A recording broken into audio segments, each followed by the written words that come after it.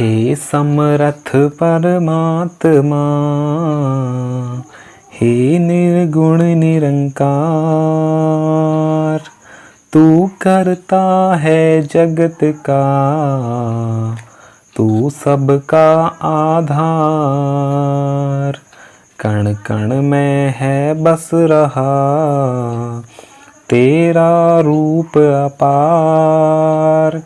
तीन काल है सत्य तू, मिथ्या है संसार।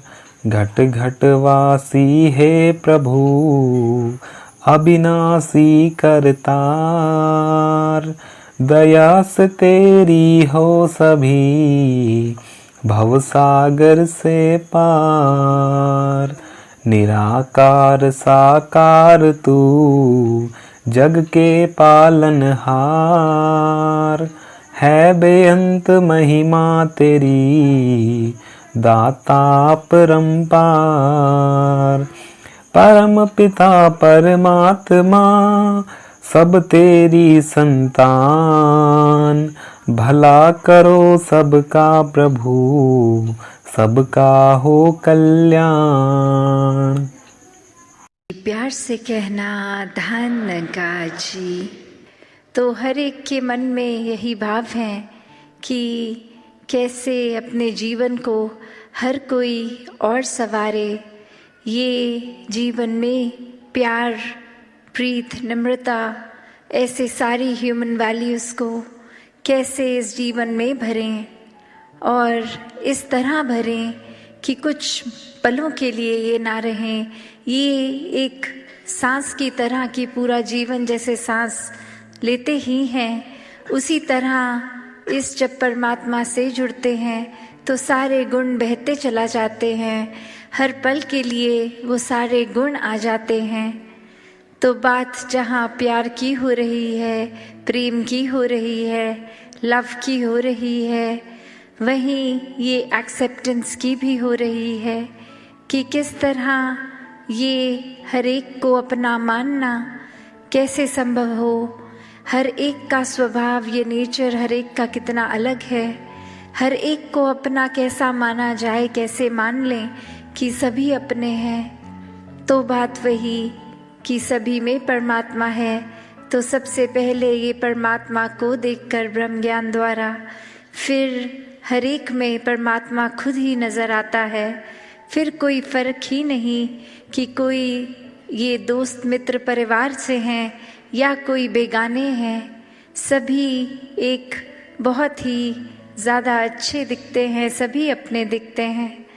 तो ऐसा प्यार और एक्सेप्टेंस का जीवन जब बन जाता है, ये अपनत्व का जीवन बन जाता है, ये एकत्व का जीवन बन जाता है, तो ये वननेस, ये वर्ल्ड विदाउट वॉल्स की अलग दिखने के बावजूद, अलग कल्चर के बावजूद, हर कोई एक दिल से दिल का रिश्ता जोड़ता है।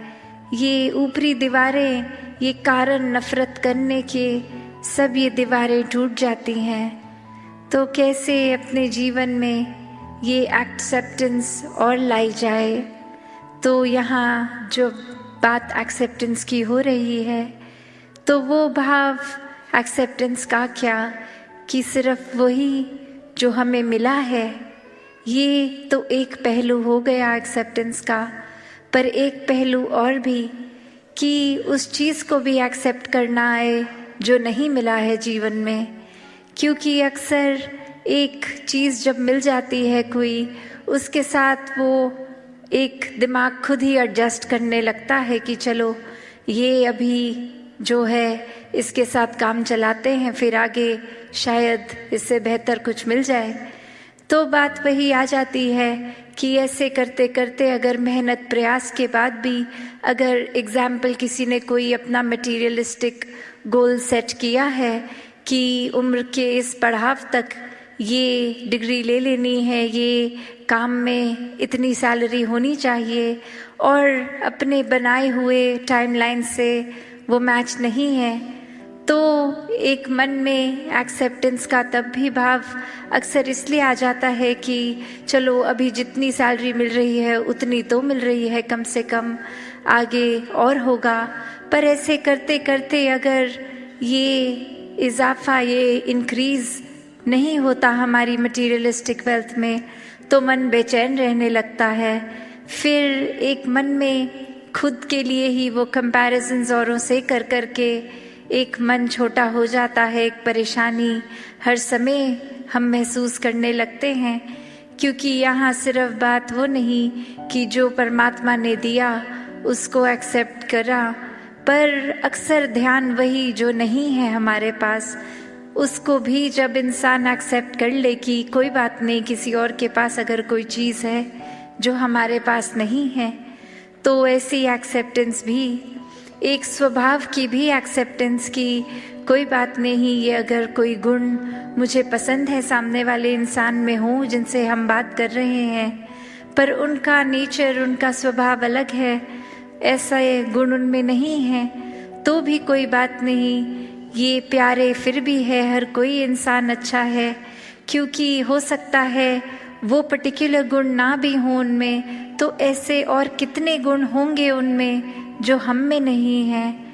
तो हर कोई जहाँ एक उस तरह देखा जाए कि अपने अंदर झांके तो हमारे स्वभाव में भी कितनी कमियां हैं, कितने गुण अभी तक जीवन में आए ही नहीं, तो वो पैरामीटर दूसरों को जज करने का कैसे बना लेते हैं।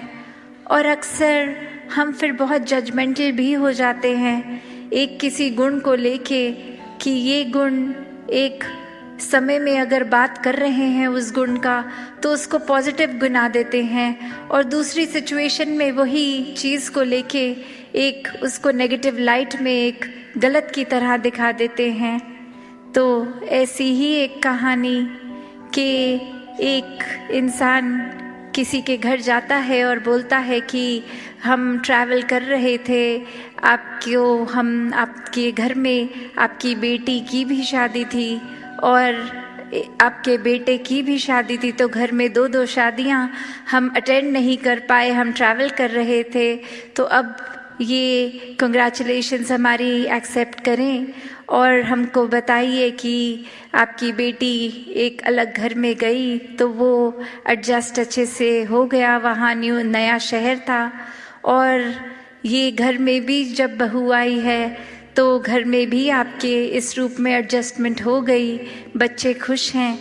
तो अब वो एक लेडी ऑफ द हाउस बोलने लग गई उनको, गेस्ट को समझाते कि मेरी बेटी तो बहुत ही खुश है, मेरी बेटी को कुछ वहाँ ससुराल में काम नहीं करना पड़ता, वो तो बस आराम ही करती है, जो एक उसके हस्बैंड हैं वो काम पे भी जाते हैं, काम से आके सब घर का खाना भी वो बना देते हैं, वो एक हाउस होल्ड पूरे में हेल्प भी बहुत अच्छी एक उस तरह है, तो मेरी बेटी बस आराम से है, कुछ है नहीं कि एक काम बहुत कुछ घर में करने के लिए, बहुत रिलैक्स मोड में है, बहुत खुश है। और अभी जब वो अपने बेटे के ऊपर बात लेके आ रहे हैं तो यही बात रखते हुए कह रहे हैं, पर मेरा बेटा जब से उसकी शादी हुई है पता नहीं उसको क्या हो गया है, ये मेरी बहू को तो रेस्ट करने को बोल देता है और खुद ही घर के काम सारे कर लेता है और सारा कुछ खुद ही करता है, उसको कुछ करने नहीं देता। तो अब ये सुनने वाला भी एकदम हैरान कि जब यही क्वालिटी एक हस्बैंड में अपनी बेटी के एंगल से आप गिनवा रहे थे तो वो एक बहुत अच्छी क्वालिटी की तरह बता रहे थे कि आपकी बेटी घर में रिलैक्स करती है, पर अब सेम बात आपकी बहू अगर कर रही है तो ये एक्सेप्टेंस कहाँ गई? फिर बात वही कि ये फ़र्क कर दिया बेटी और बहू में, क्योंकि बेटी को अपना माना, बहू को अभी तक अपना नहीं माना।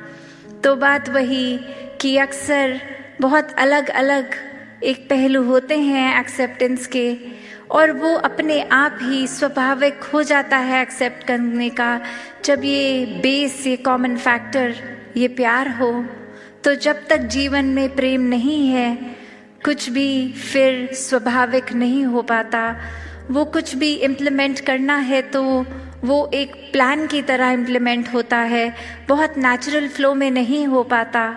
पर जैसे ही जीवन में प्यार आता है वो फिर प्यार अनकंडीशनल लव बन जाता है।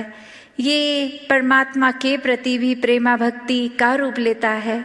और जिसको एक बार वाक्य ही इस परमात्मा से असली रूप में प्रेम है तो हर एक से ही प्रेम है। फिर कोई भेदभाव नहीं, फिर कोई भी फर्क नहीं कि कैसे ये इंसान तो इस कैटेगरी में है या हमारे हिसाब से ये अलग अलग डिविजन्स।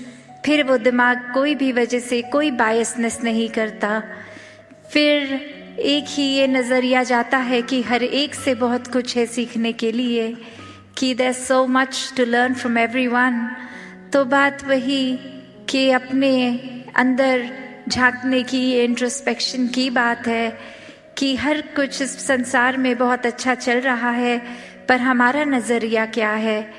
क्या हम उस तरह के इंसान बन गए हैं कि एक परफेक्ट सिचुएशन में भी इम्परफेक्शन ढूंढते हैं, एक सही चीज़ जो चल रही है उसमें भी कमियां निकालने वाला नज़रिया बन गया है? या फिर हमारा नज़रिया वही बात जैसे बोलते हैं every cloud has a silver lining, कि चाहे कितना भी अंधेरा हो, सिचुएशन कितनी भी एक डल है, एक अंधकारमयी है, पर उसमें भी वो आशा की रोशनी की किरण दिखती है। तो बात वही कि ये नज़रिया हमारा कैसा है।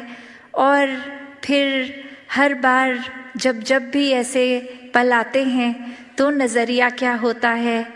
क्या हम हर बार एक पॉजिटिव्स देखने की बजाय नेगेटिव्स इसलिए देखते हैं और उसको एक एक्सक्यूज़ बोल देते हैं कि दिस इज़ माय नेचर, ये मेरा स्वभाव है, मैं पॉजिटिव नहीं देख पाता, मैं सिर्फ नेगेटिव देखता हूँ। तो बात वही कि स्वभाव, ये नेचर, ये रोज़मर्रा की आदतें कोई ऐसी नहीं हैं जो कभी बदली नहीं जा सकती। These are ever changing. इनको हम थोड़ा सा मेहनत करके, एक काम करके ये हैबिट्स को, एक थॉट प्रोसेस को, एक पॉइंट ऑफ व्यू को बदल सकते हैं। तो दासी आज और लंबा ना बोलते हुए इन्हीं शब्दों से आपसे आज्ञा लेगी। साथ संगत जी।